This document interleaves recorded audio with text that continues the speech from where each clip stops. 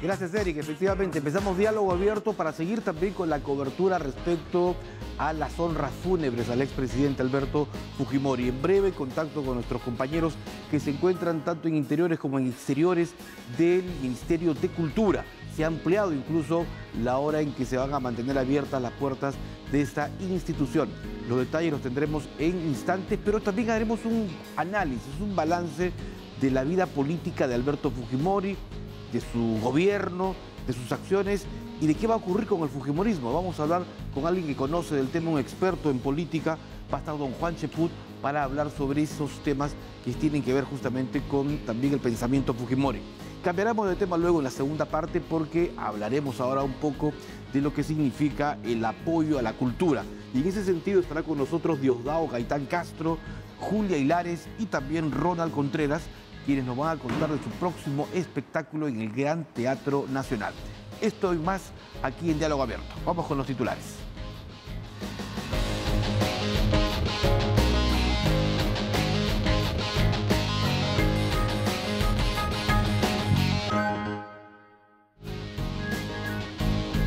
Y al toque no. Lo hemos dicho y seguiremos diciéndolo siempre. Terrorismo. Nunca más. Nunca más. Torres de alta tensión dinamitadas. Nunca más. Puentes bombardeados, dinamitados, desuniendo a los pueblos. Nunca más. Coches bombas que mataban inocentes transeúntes.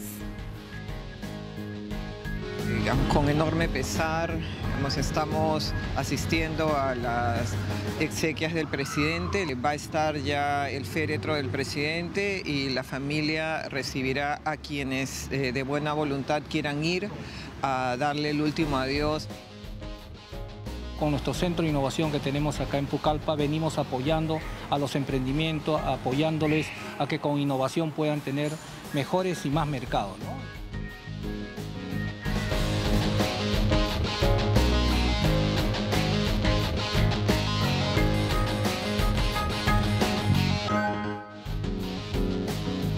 Vamos de inmediato entonces hacia el Ministerio de Cultura. Tenemos informe con Carla Ciesa para que nos cuente qué está ocurriendo en el velatorio de Alberto Fujimori. Carla, buenas noches. Hola, ¿cómo estás? Muy buenas noches. Así nos encontramos en la sala Nazca en el Ministerio de Cultura. Se ha extendido en realidad el horario para que las personas puedan venir y contemplar por última vez al expresidente Alberto Fujimori. Hasta la medianoche está permitido el ingreso de todos los ciudadanos. Hay que decir que son largas colas desde tempranas horas que se vienen concentrando hasta aquí. Mañana hay que recordar que nuevamente abre sus puertas desde las 6 de la mañana aquí en este centro. Vamos a conversar brevemente con Luis Galarreta, a quien le damos la bienvenida, secretario general de Fuerza Popular, parlamentario también andino. ¿Cómo está, señor Galarreta? Bienvenido, estamos en vivo. ¿Qué le parece esta concentración del público? Mire la hora que es y continúan ya varias cuadras queriendo ingresar aquí. Bueno, muchas gracias. Digamos, por un lado, la tristeza de la partida del presidente Fujimori, la partida física, porque él quedará permanente con nosotros en sus obras, ¿no? Como lo digo, en sus carreteras, en sus colegios, en sus regadíos para la agricultura, en la sierra, en la Constitución del 93, en tanta obra que hizo el presidente Fujimori. Y esto es muestra del cariño que la gente le tiene al presidente Fujimori, ¿no? Entonces, entre la tristeza, el dolor de nuestros amigos, que son sus hijos también, las nietas, los hermanos, hasta la hermana del presidente Fujimori, la hermana mayor Juana, ha estado el señor Santiago Fujimori, muchos amigos de la familia, muchos otros primos, en fin. Y por otro lado, la tranquilidad y la satisfacción de ver el cariño que le tienen al presidente Fujimori, ¿no? ¿Se sabe más o menos, hay una cifra, se sabe cuántos van acudiendo hasta el momento? No, pero el presidente Fujimori en su sabiduría, porque él estaba muy consciente de las cosas, hasta muy poco antes que ya, digamos, como lo planteó, lo contó ayer el oncólogo, ya la enfermedad avanzó y él ya más bien estaba luchando ya contra su vida, pero él conversaba y cuando le preguntaban sobre los temas de los honores, ¿no?, del expresidente, él, no por un tema específico, simplemente decía, bueno, Palacio, la Catedral, no es muy accesible, es más seguridad, entonces él quería un sitio que venga mucha gente a verlo porque él y todos sabemos que hay muchos fujimoristas, mucha gente que incluso no es fujimorista, pero que le agradece a Fujimori lo que hizo por el Perú, y entonces nosotros agradecemos también a las autoridades que han permitido que podamos estar estos 3 días acá. Siempre cercanos, Keiko, Kenji, Sachi, ya llegó Giro, ¿qué se sabe de él? Sí. Bueno, ha llegado Sachi hace poco, ¿no? Hace un par de horas de Alemania, hace un par de horas del aeropuerto vino para acá. Caso de Giro, quien pudo hablar con su padre por teléfono la semana pasada, por lo que sé, pero ya él ha entrado, digamos, los 2 últimos días un poquito más delicado. Y bueno, él está más lejos, está en Asia, no lo habían ubicado, creo que además estaba en zonas haciendo otras actividades y ya era un poco por la distancia que venga, seguro ya vendrá posteriormente, ¿no? Se hablaba también de una posible cremación, ¿qué nos puede decir? No, el presidente Fujimori lo ha contado Miki Torres, ahora ya lo podemos contar muchas cosas de las que nosotros por la amistad y el cariño a la familia la conocemos. Cuando el presidente Fujimori sale con justicia en libertad, él con Keiko le dice para ir a visitar a Susana, la señora Susana, entonces van al cementerio a visitarla y más allá obviamente visitarla, el presidente Fujimori dice que le gusta el sitio y le dice a Keiko que le gustaría que él lo entierren ahí. Entonces no hay un tema de cremación, él mismo había decidido que sea en Huachipa. Y que pueda ser, ¿cómo se llama? Ahí en Huachipa y además enterrado, ¿no? Esto además te dice que los últimos meses el presidente Fujimori con justicia estuvo en libertad. Si no hubiera estado en libertad, nada, esto tal vez hubiera sido posible, el hecho de ir a ver a su esposa, ¿no? A pesar de que él, y lo contó también Miguel Torres, le permitieron hacer una llamada cuando él estaba todavía en prisión injustamente a la señora cuando ella estaba ya muy malita. Entonces él fue a visitarla y ahí nace la idea, ¿no? Entonces yo aprovecho nuevamente para agradecer a quienes hicieron posible el indulto humanitario, porque muchos decían que no, porque ¿cuál es el indulto humanitario? Porque lo veían a veces que se iba a hacer sus trámites y a veces en un centro comercial la gente le pedía autógrafos y claro, la gente decía, pero total, el indulto humanitario, no, el indulto humanitario era porque tenía un cáncer. Él ha luchado 27 años contra el cáncer, hasta el último minuto, la última prueba que se hizo fue la que le generó ya el desenlace, pero él decidió esa prueba, que era una prueba muy difícil, y entonces me queda más que agradecer desde el presidente Kuczynski, los miembros del tribunal anterior, los miembros del tribunal actual que votaron a favor de algo que era justo, el gobierno actual de la señora Boluarte, de que no aceptó la presión para que el presidente Fujimori no salga en libertad, y era un indulto humanitario porque había un cáncer que evidentemente no sabíamos en qué momento podría tener un desenlace, ¿no? Ahora, políticos que no necesariamente son fujimoristas también se han acercado aquí para dar las condolencias necesarias como un gesto en política, digamos. Sí, yo creo que dice muy bien y deja una lección siempre a todos para seguir aprendiendo,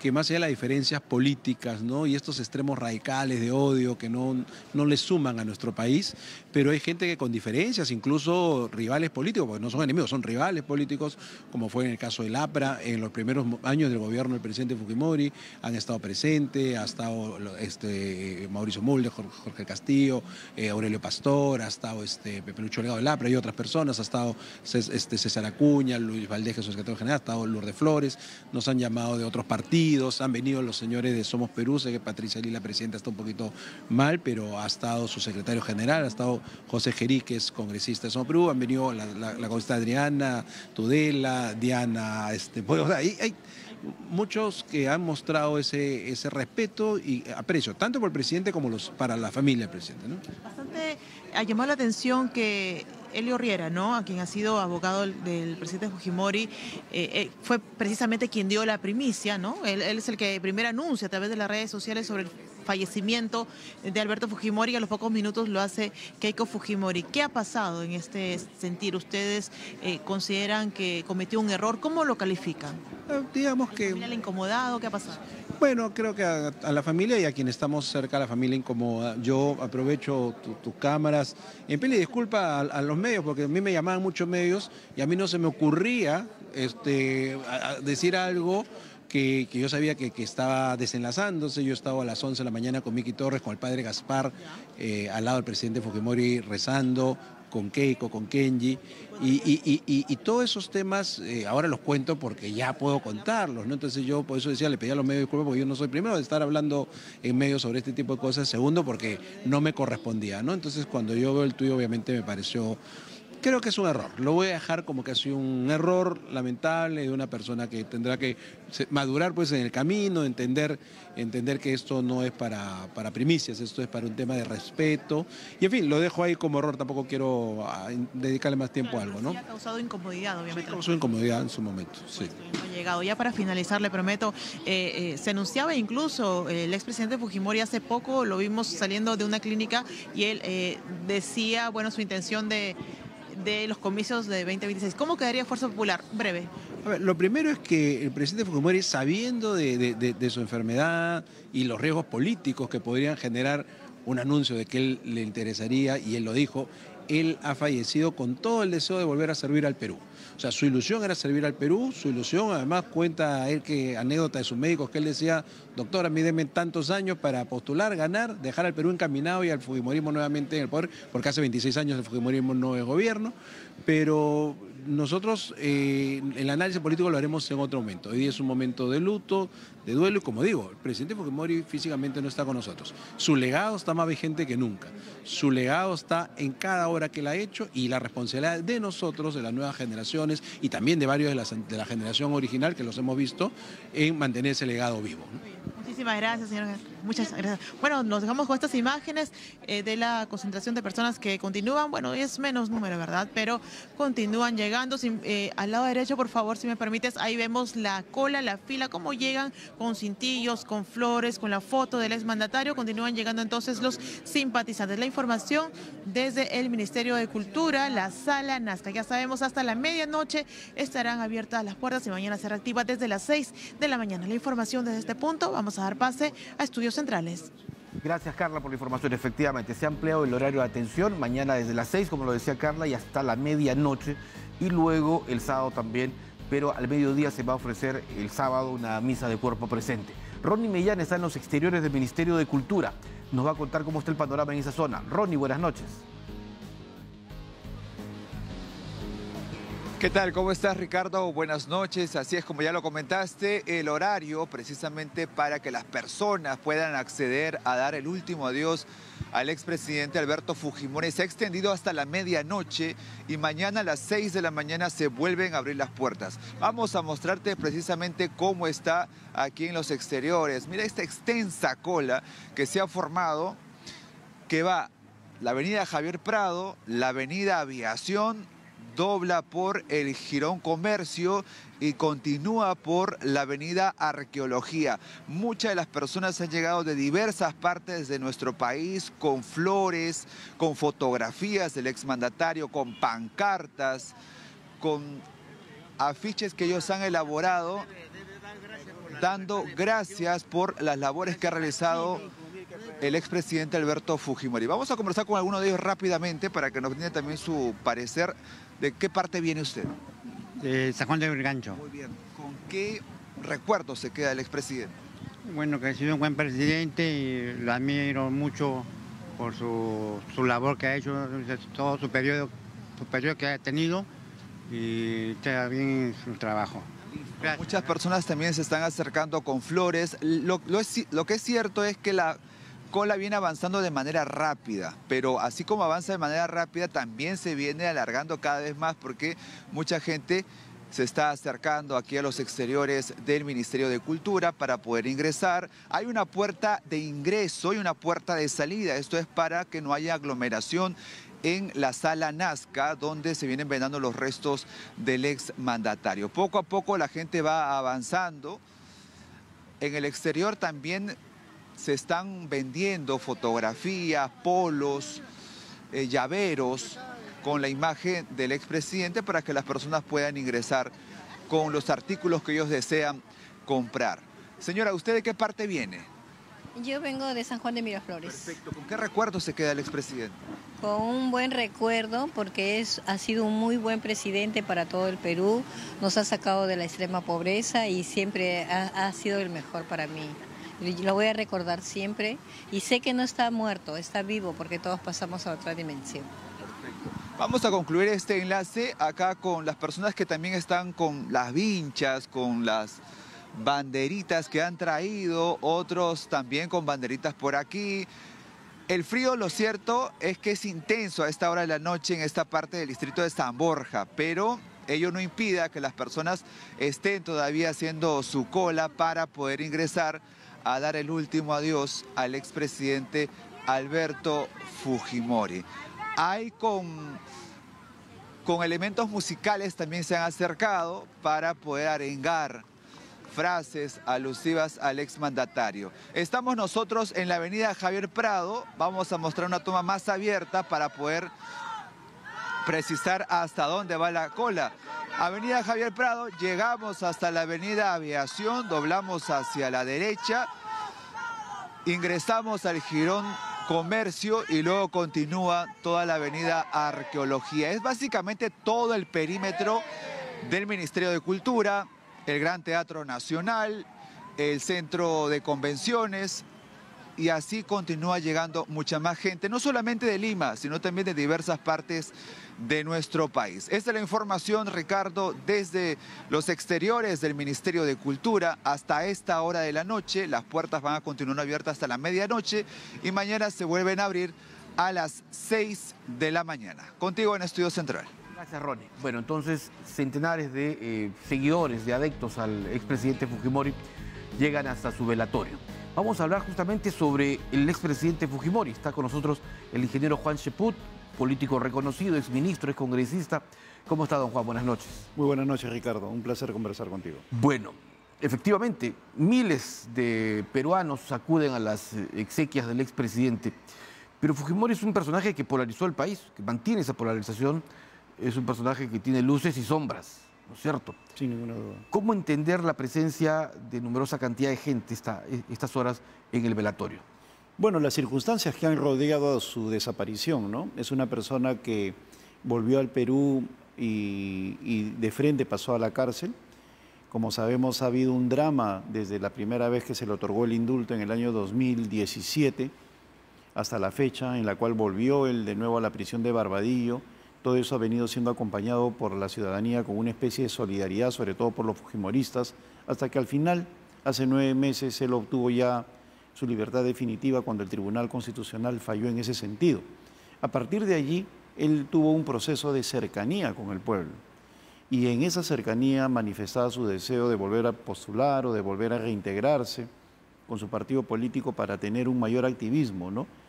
Y eso aunado al recuerdo de haber derrotado a Sendero Luminoso, haber traído de nuevo la seguridad y haber puesto las bases para la reactivación económica, ha generado toda esta mística que estamos viendo en estos momentos, ¿no? Un dolor sincero de un grueso sector de la población, una serie de ataques de otro sector, la polarización no ha cesado, mientras hay algunas personas que están acompañando en este drama a la familia Fujimori, hay otros que dicen que no se merece los honores de Estado. Yo espero que este evento sirva para voltear la página.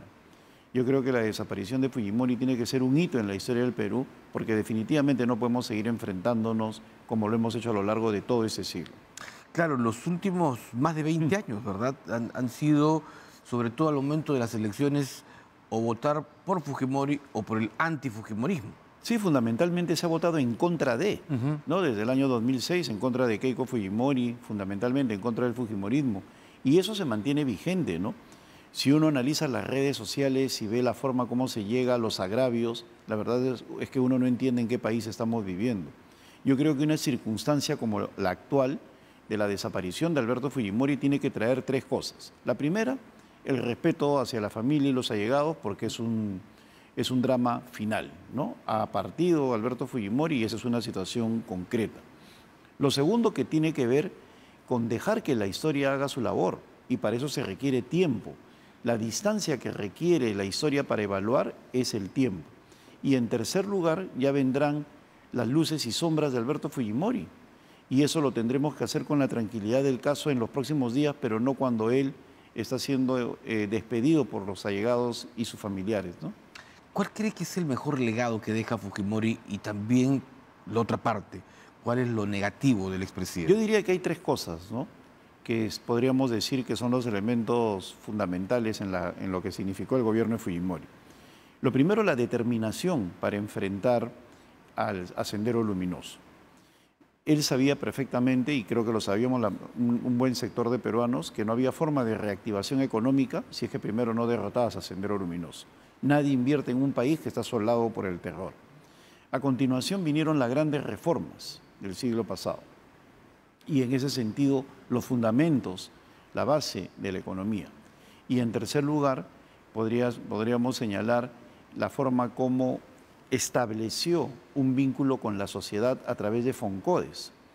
Si uno analiza el tema social, ¿no? El tema social, la pequeña obra. Su motor ahí, ¿no? Claro, la pequeña obra a través de Foncodes, ¿no? La letrina, el puente, el camino, que para muchos puede significar nada, ¿no? Un pequeño puente en un lugar determinado, pero gracias a ese puente uno no se da una vuelta de 3 kilómetros, ¿no? Para las comunidades fue mucho, por eso es que se le recuerda a lo largo y ancho del país. Y dentro de las sombras, lo primero, prescindir de su partido. Desde el momento que él prescinde de su partido, se entrega a los brazos de Montesinos, permitiendo que esta figura incremente su influencia, y para cualquier político el primer círculo de control es el partido político. Él se deshizo de su partido político.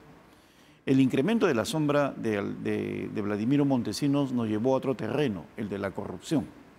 Una corrupción sin ninguna duda gravitante. Se llegó a hablar de que estábamos en medio de una oclocracia. Y en tercer lugar, el golpe de Estado, que no lo podemos dejar de lado. Lo de 1992 fue un golpe de Estado que para algunos era válido porque tenía gran respaldo popular, pero fue un golpe de Estado al fin de cuentas, y generó pues las condiciones para un autoritarismo durante toda la década del 90. Eso le da un aire de eficacia. ¿Por qué? Porque mientras en democracia, para gobernar, tenemos que convencer, dialogar, consensuar, pactar, cuando estás en una autocracia, en un autoritarismo, simplemente haces, y al que no le gusta que se moleste, ¿no? Pero simplemente haces. Eso te da una imagen de eficacia que ha contribuido a generar este mito. Claro, el primer gobierno, el primer quinquenio de Fujimori hizo estas obras que fueron sin duda importantes, trascendentales, pero también iba de la mano con ya preparar una reelección, algo que la Constitución de ese entonces, del año del 79, lo prohibía. Y hace un Congreso Constituyente democrático para muchos a su antojo, a preparar justamente el camino para permanecer en el poder. Si analizamos con absoluta frialdad y hablamos con cifras, no disminuyó la pobreza con Fujimori.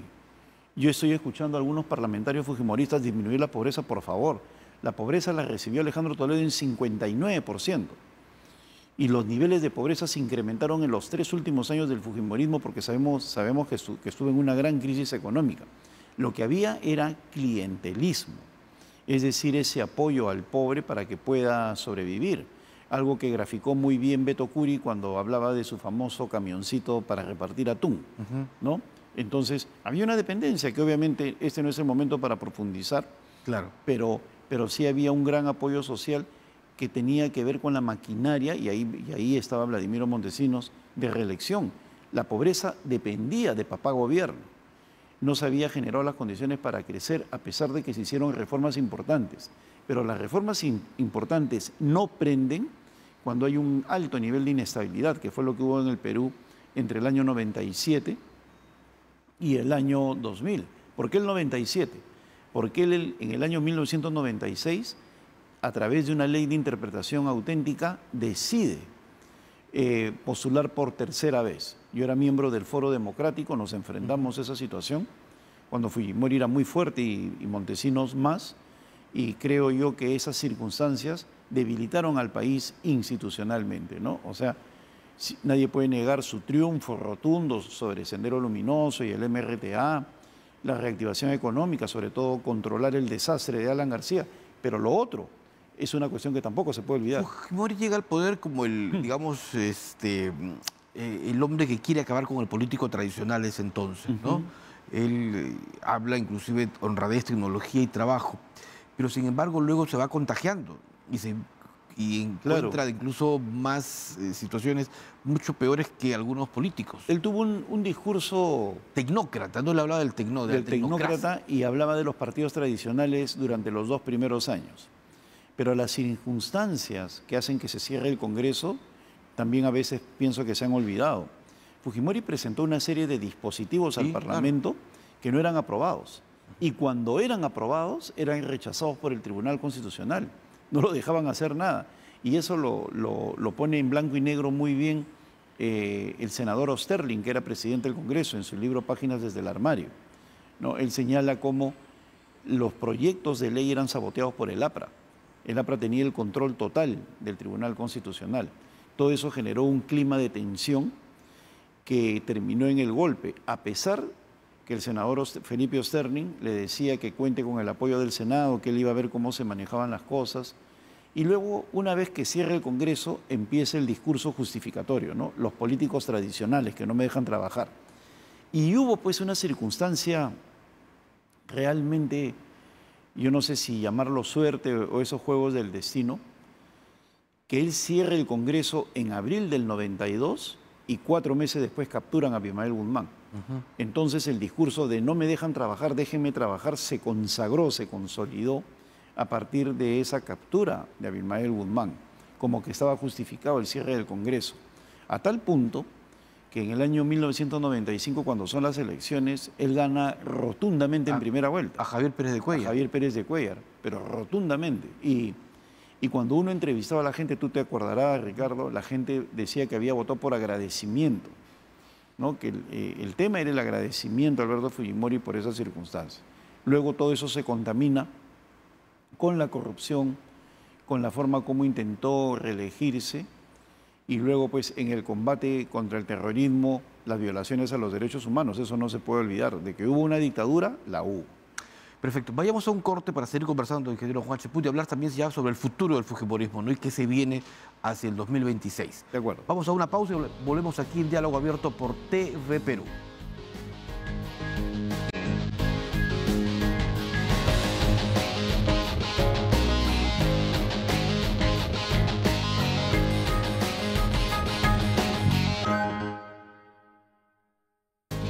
Bien, volvemos aquí a Diálogo Abierto para seguir hablando sobre el expresidente Alberto Fujimori. Hemos hecho un primer recuento con el ingeniero Juan Cheput sobre el gobierno de Alberto Fujimori, estos 10 años y un poco más que estuvo en el poder y que tuvo que renunciar, recuerdo yo, la noche del 16 de septiembre, justamente días después del video Curi Montesinos. Pero, ¿qué va a pasar con el fujimorismo? Ahora hay un fujimorismo sin Fujimori. ¿Qué tiene que hacer Keiko Fujimori para poder absorber justamente ese legado que tiene su padre, por lo cual hoy miles de peruanos están yendo a su funeral? Bueno, el fujimorismo sin Fujimori no ha ganado ni una sola elección en este siglo. Desde el 2001 que se viene presentando con Marta Chávez, ¿no?, hacia adelante, no ha ganado ni una elección. Entonces eso debería llevarnos a pensar si hay o no hay un verdadero liderazgo de parte de Keiko Fujimori más allá de Alberto. Yo, en lo personal, considero que existe un albertismo muy fuerte que lo estamos viendo ahora, pero que no necesariamente se va a endosar a Keiko. Se ha visto en las últimas elecciones. Si lo que estamos viendo hoy día fuera el espíritu electoral, pues Keiko hubiera ganado las elecciones. O sea, eso no se endosa de ninguna manera. Y esa vieja guardia que retomó protagonismo en los últimos 9 meses, donde estaban Marta Chávez, Luz Salgado, el mismo Alejandro Aguinaga, que estaba condenado, pues había una esquinita y que volvió a tener aires de vocero, ¿no?, y otras personas, pues definitivamente hoy día no sabemos si seguirán con ese protagonismo o volverán a quedar a un costado, porque sabemos que Keiko tenía otro tipo de relación con otros militantes de su generación, lo cual es completamente válido, porque en un partido haya facciones, pero esa vieja guardia definitivamente es la que pierde ahora con la partida de Alberto Fujimori, ¿no? Claro, pero a ver, van a tener que rearmar toda la estructura del partido, digamos, la estrategia básicamente para poder prepararse con miras a esta elección 2026. Incluso probablemente tenga que cambiar la agenda del Congreso, porque, digamos, el Congreso está muy cuestionado en la actualidad. y, digamos, el fujimorismo no ha tenido una participación muy llamativa, que, digamos, no ha hecho una importante producción de leyes en favor del hombre y de la mujer de a pie. Claro, lo que sucede en estos momentos es que la presidenta Boluarte tiene un bajo nivel de aceptación, alrededor de 6-7%. Ese es un hecho concreto. Pero el fujimorismo y otros partidos, APP, Renovación, Avanza País, se han adherido a ese 6-7% porque no hay un partido opositor.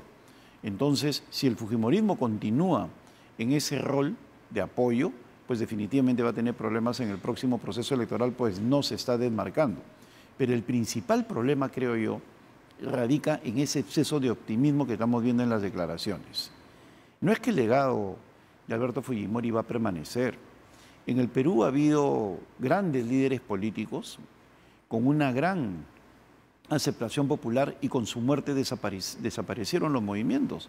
Víctor Raúl, Sánchez Cerro, Odría, Fernando Belaúnde, fueron personas de popularidad mucho mayor que Alberto Fujimori, ¿no? Y sin embargo, luego de ellos no ha habido el gran partido, el partido como tal no se ha consagrado. Durante el segundo quinquenio de Alberto Fujimori se hablaba mucho del Delfín, ¿no? Se habló de Yoshiyama, de Hoi Wai, que en la realidad no aparecen ya en la foto de hace mucho tiempo, pero no preparó a nadie Fujimori para, digamos, los próximos años.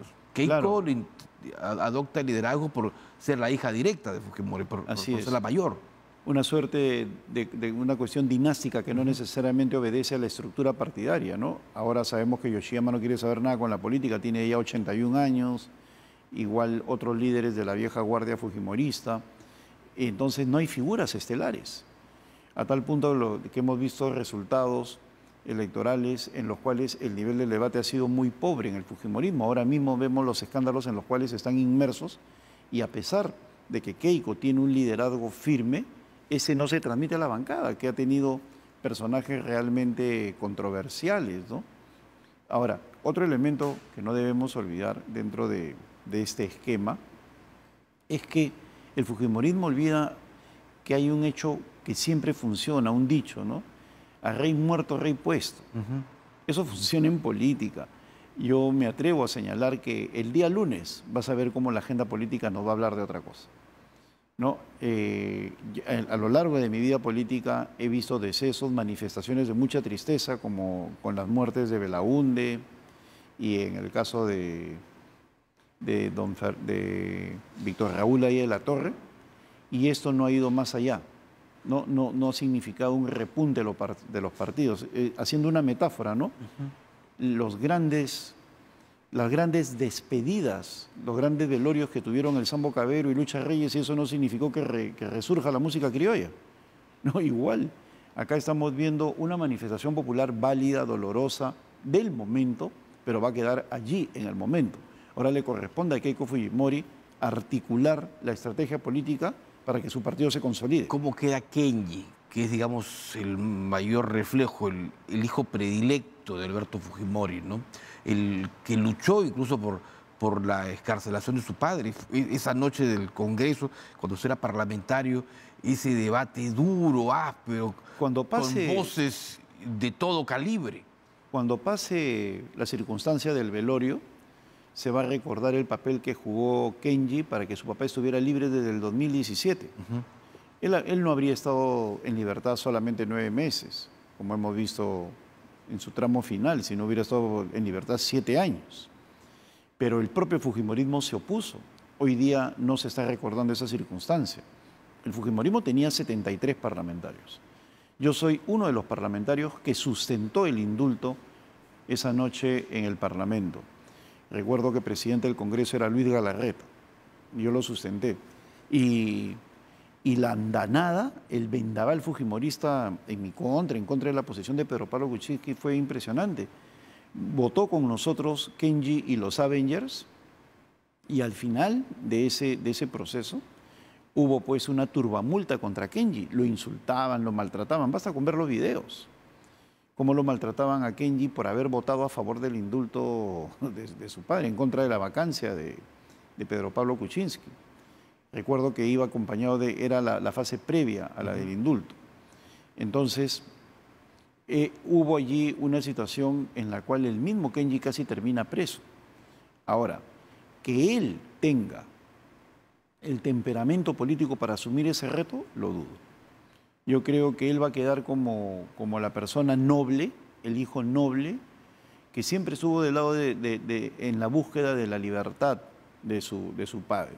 En ese sentido hay un reconocimiento. Y el fujimorismo como tal, el fujimorismo de actores políticos importantes, como hemos visto de Lucho Galarreta, va a pesar en su conciencia que por buscar la vacancia de Pedro Pablo Kuczynski se opusieron al indulto. Ellos generaron las condiciones para que todo el país se ponga en contra del indulto que se otorgó la noche del 24 de diciembre del 2017. ¿No? O sea, hubo ahí un vendaval contra Pedro Pablo Kuczynski. Ajá. Ahora, ¿por qué cree usted que Kenji no tiene, digamos, no tendría esa posibilidad de ingresar a la política? ¿Ya no tiene interés?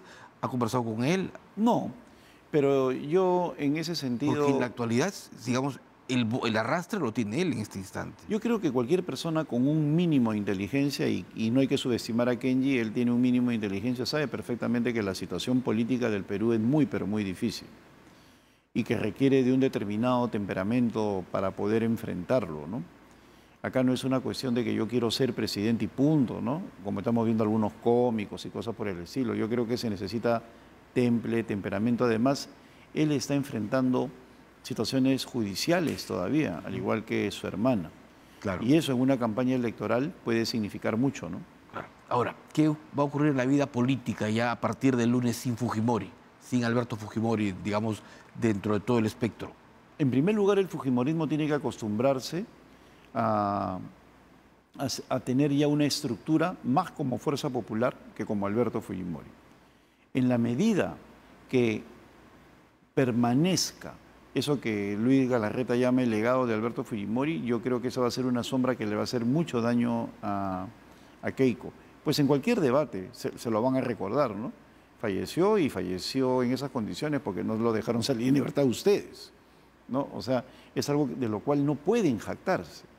Entonces, ella tiene que aprovechar el hecho de que son un partido muy organizado para empezar a generar una estructura política, una maquinaria política, pero alrededor de una estructura dirigencial. Pero ojo que se están preparando porque maneja una escuela justamente fujimorista que está en permanente capacitación, trabajo. Es uno de los pocos partidos políticos que está en constante actividad.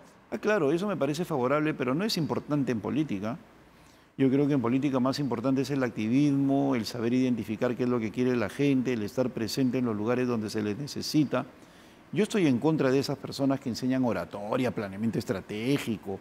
Eso es engañar a la gente. A mí nunca me han dado un curso de oratoria, de planeamiento, de liderazgo, saltar y gritar y poner papelitos uno encima de otro.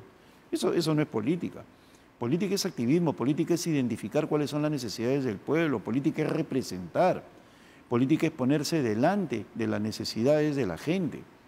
El fujimorismo podría hacerlo, por ejemplo, si es que entiende que el gran drama de hoy es la inseguridad, la delincuencia, y tomar eso como bandera para enfrentarlo. Escuelitas no ayudan pues para la foto o para justificar los gastos de la OMPE, pero no forman a políticos. Yo, de los políticos que conozco de peso, de renombre, no conozco a ninguno que haya pasado por una escuelita. Todos nos hemos forjado en la gran escuela del combate y debate. Yo he sido miembro, por ejemplo, del Foro Democrático, enfrentado a Montesinos y a Fujimori en el peor momento de la democracia. Yo recuerdo que ustedes recolectaron más cuando ellos eran fuertes, cuando ellos eran fuertes. Y ahora yo veo a mucha gente, por ejemplo, Johnny Lescano, ¿no?, que ataca a Fujimori. Me parece muy excesivo los términos. Claro, y sin embargo yo me pregunto, ¿dónde estaba él en los años 90? ¿Dónde estaba? ¿Dónde estaba su voz? No, yo nunca lo vi en el foro, enfrentándonos a un Montesinos realmente poderoso. Ahora, don Juan, hay 34 partidos del fujimorismo que están en el partidor. Y claro, ya sin Alberto Fujimori todos van a querer, ya digamos, o tener mayor posibilidad probablemente de llegar a Palacio de Gobierno. Empieza probablemente a cocinarse ya las alianzas políticas. Claro, yo creo que el fujimorismo debería tomar el liderazgo, ya que es una bancada importante, en estimular las alianzas políticas, porque hoy por hoy son desestimulantes. Si se juntan dos partidos, tienes que tener un punto más para poder pasar la valla electoral, y si son 2, 2 y así sucesivamente hasta el infinito. Eso todavía se puede corregir, ¿eh? Yo creo que por eso tienen que hacer los cambios necesarios. Eso no se necesita un cambio constitucional, es simplemente un cambio a la ley orgánica de elecciones para que se estimule. Porque tú te imaginas, según el presidente del Jurado Nacional de Elecciones, pueden llegar a ser 65 partidos. Mira, quedémonos en 50. Una célula electoral con 50 partidos, en los cuales tienes que elegir una plancha de 3 presidentes. Luego tienes que ver 2 diputados, ¿no? Elegir dentro de listas de 130 o de 30 en el caso de Lima, o según la región, elegir por 2 y luego 2 senadores y luego el Parlamento andino. Eso va a ser inmanejable. Sí, pues. Cada voto va a durar 15 minutos, ¿no? Y si es voto electrónico, peor todavía. Entonces, esa circunstancia que es terrible tiene que ser modificada a la brevedad para que se justifique una mayor cantidad de alianzas. O sea, todo un replanteamiento en el tema electoral. Muchísimas gracias, don Juan Cheput, por haber venido esta noche aquí a TV Perú y por habernos dado su punto de vista sobre lo que significó la vida política de Alberto Fujimori, las consecuencias, el legado y, por supuesto, qué va a ocurrir en la política. Muy gentil. Muchas gracias, Ricardo. Vamos a una pausa aquí en Diálogo Abierto y al retorno cambiamos de tema. Vamos a hablar sobre la presentación, el espectáculo Tradiciones en el Gran Teatro Nacional con Diosdado Gaitán Castro. Eso y más al retorno.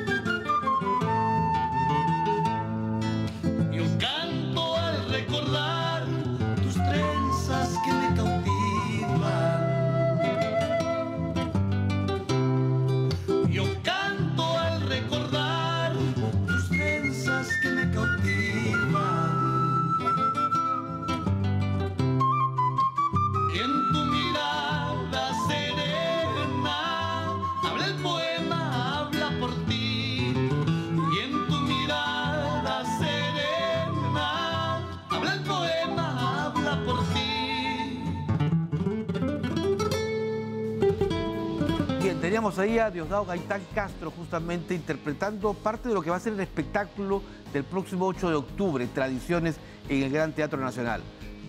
¿Cómo estás, Diosdado? Buenas noches. Buenas noches, Ricardo. Gracias por esta oportunidad. Un saludo para todos quienes nos están viendo. Sí, este 8 de octubre en el Gran Teatro estamos presentando un espectáculo que hemos denominado Que Viva la Tradición, con gente muy, digamos, importante del cancionero, especialmente andino y ayacuchano. Este espectáculo, por ejemplo, en este espectáculo estará el gran maestro Manuel Chaprado. Uy, tremendo espectáculo. Tremendo, un gran y extraordinario guitarrista. Estarán el dúo José María Argueas con Julio y Walter, esa guitarra de Julio impresionante. Claro. Y como tiene que ser en ese nivel, y a gran nivel en verdad, tenemos a Ronald Contreras con Julia Illanes. Bueno, Ronald... Está con nosotros esta noche. Claro que sí. Para mí es una de las mejores guitarras andinas hoy por hoy. Entonces este espectáculo está garantizado, vamos a hacer algo bonito. Y creemos que a partir de la tradición, del conocimiento de la tradición, podemos sorprender al mundo, podemos ser revolucionarios, podemos hacer grandes cosas. Y estamos en ello, sí. ¿Y cómo va la preparación, Diosdado?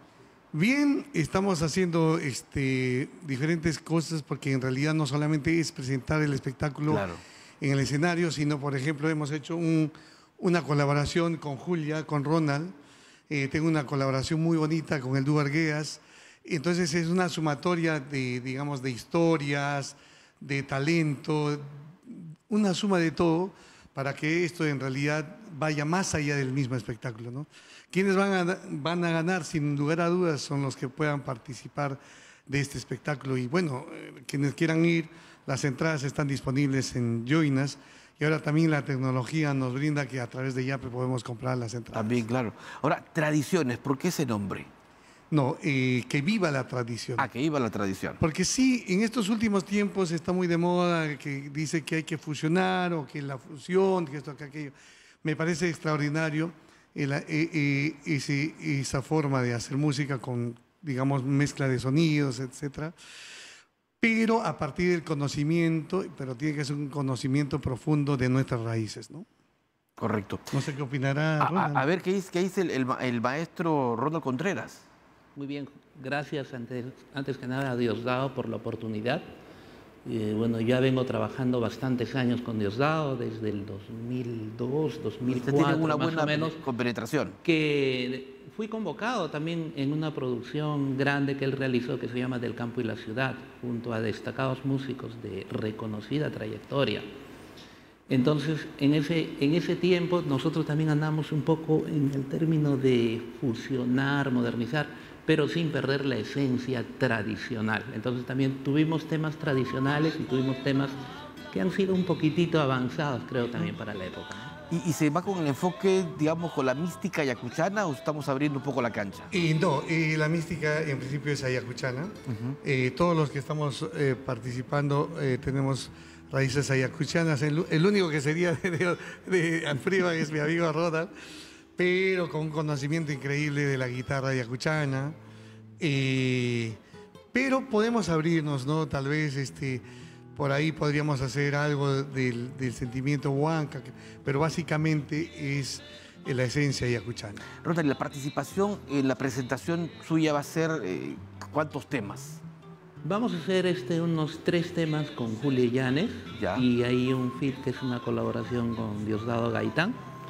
Y de ahí vamos a ver también si nos atrevemos a hacer algo. Sí, también. En realidad sí, como se trata de hacer a partir de la tradición, yo lo estoy comprometiendo a Ronald porque él tiene un dominio increíble de la guitarra, al margen de eso hacer un par de canciones más. De eso se trata, de compartir, de sumar ideas, sentimientos, emociones.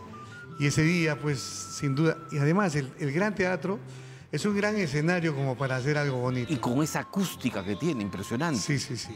Y la tecnología que también está ahí. Claro. Entonces, la tecnología la vamos a usar a nuestro favor, pero para manifestar nuestras raíces. Correcto. Ahora, Ronald, ¿cuánto tiempo ya usted manejando la guitarra? Digamos desde los 13 años que vengo dando recitales como solista aquí en la ciudad de Lima, pero allá en el Cusco creo que desde los 11 años, ya desde colegios y participando en diferentes presentaciones. ¿Y en la actualidad también está abocado a otro tipo de presentaciones? También, sí. Hacemos de diversos géneros, nos abocamos también a la producción musical, pero también es un honor para mí poder participar en este gran concierto, porque también estoy al costado de grandes maestros que yo he aprendido y he admirado desde muy joven, como es el maestro Julio Mala y el maestro Manuel Chaprado. Uy, claro. Bueno, aprovechando que están ustedes aquí en los estudios de TV Perú, podremos escuchar y ver parte justamente, claro, un adelanto, un adelanto de lo que va a ser el 8 de octubre.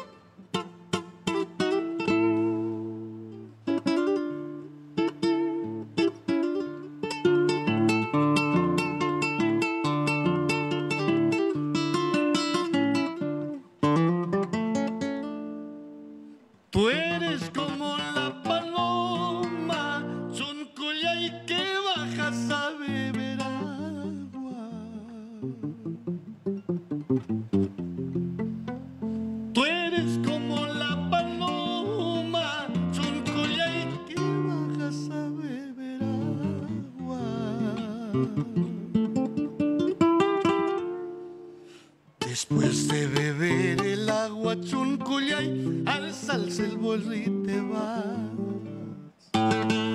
Después de beber el agua chuncullay, alzas el vuelo y te vas.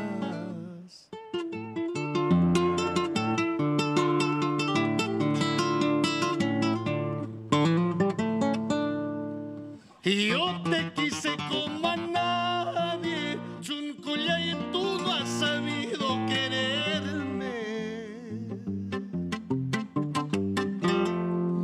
Y yo te quise como a nadie, chuncullay, tú no has sabido quererme.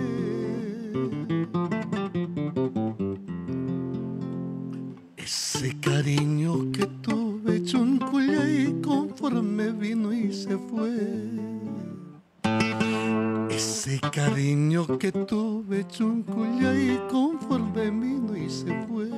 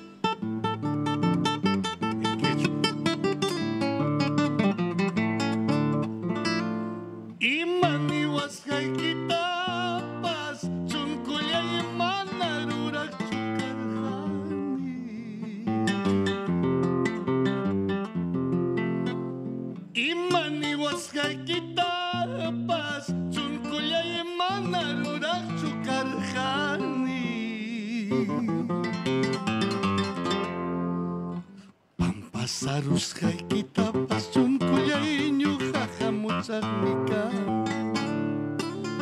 Pampas sarusjay kitapas chuncullay ñujaja muchagnika.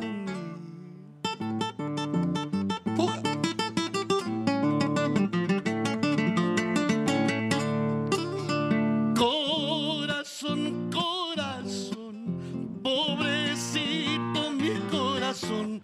Tú nomás tienes la culpa, corazón, de haberla querido tanto, corazón. Corazón, corazón, pobrecito mi corazón. Tú nomás tienes la culpa, corazón, de haberla querido tanto, corazón.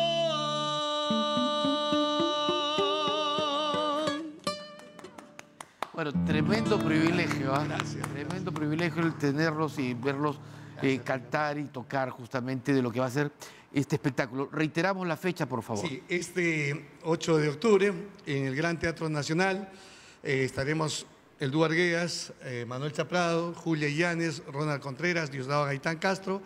Las entradas están disponibles en Joinas, ahí los esperamos. Muchas gracias, felicitaciones. Gracias, Ricardo. Muy amables por haber venido esta noche, muy gentiles. Y con esto ponemos punto final a esta edición de Diálogo Abierto. Nos vemos la próxima semana.